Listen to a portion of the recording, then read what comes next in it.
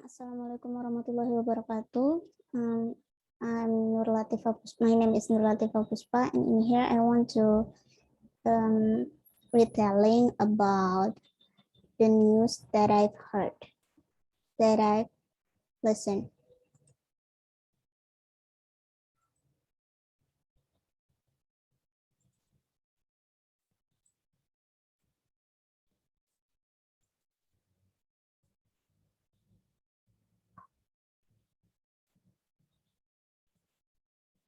The first one is Hong Kong protests.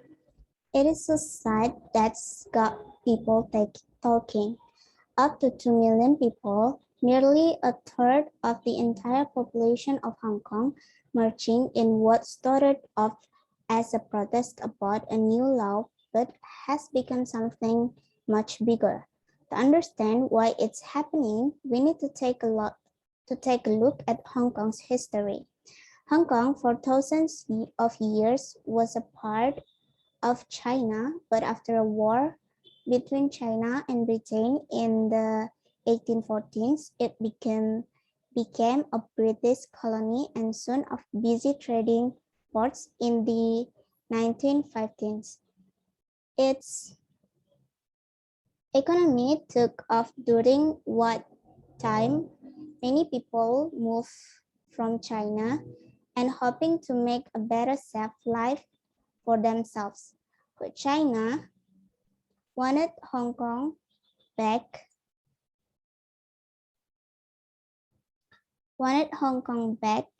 and after a lot of discussion, the UK eventually agreed in 1997. An official handover took place. There were fireworks and celebration, and Hong Kong got a new flag.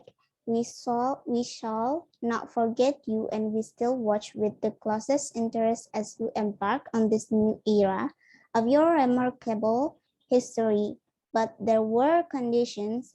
Hong Kong would become part of China, but for the next 15 years, it would have a special status under a plan called One Country, Two Systems in Man.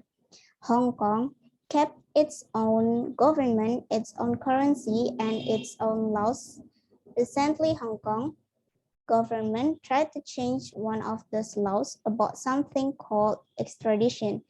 That's when countries or states agree to hand over people accused of crimes committed in other places. Lots of countries have extradition deals between themselves, but Hong Kong doesn't have one with mainland China.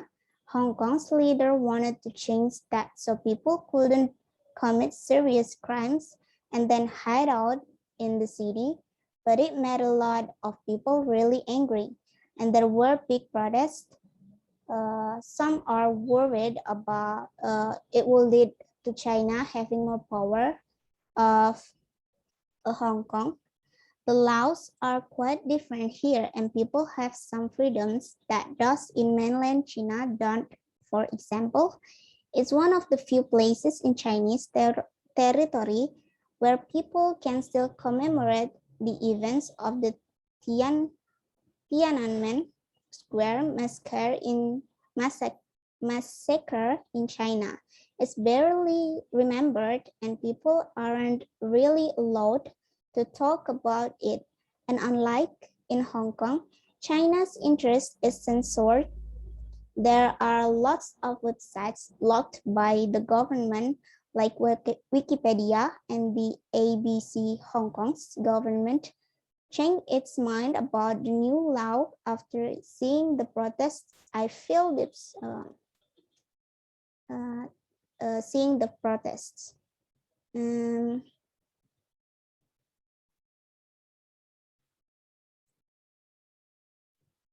But it hasn't stopped people talking to the streets. There are been protests like this is in Hong Kong before, and many say this issue won't go away, especially because in 28 years Hong Kong's deal with China will end.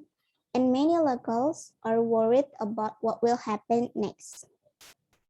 And then the second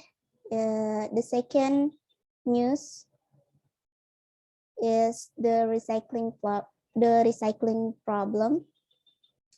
It is explained about how Australia it has been selling about 1.3 million tons of all recyclable waste to overseas countries like China, Malaysia, and Indonesia, where it's converted into new things they can sell. It was seen by many as a cheaper and easier solution, but lately our neighbors have said they are getting sick of dealing with our waste. Last year, China announced it was banning 24 types of waste and would only accept recycling that was super clean.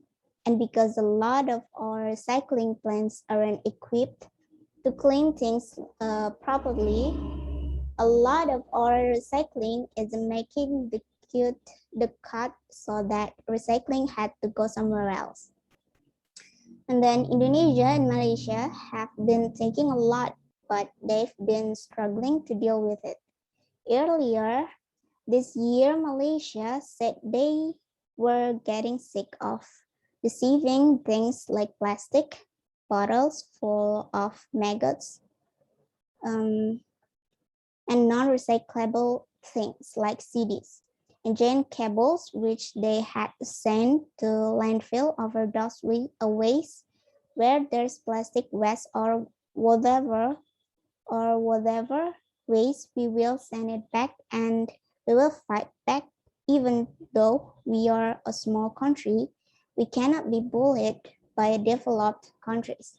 It means Australia is running out of places to send out waste, and that's a big problem. In some cases, companies have had to lease warehouses to store the waste while we figure out what to do. The biggest worry is if we can't find the solution items that should be recyclable will be sent to landfill, so Australian local, state, and federal governments.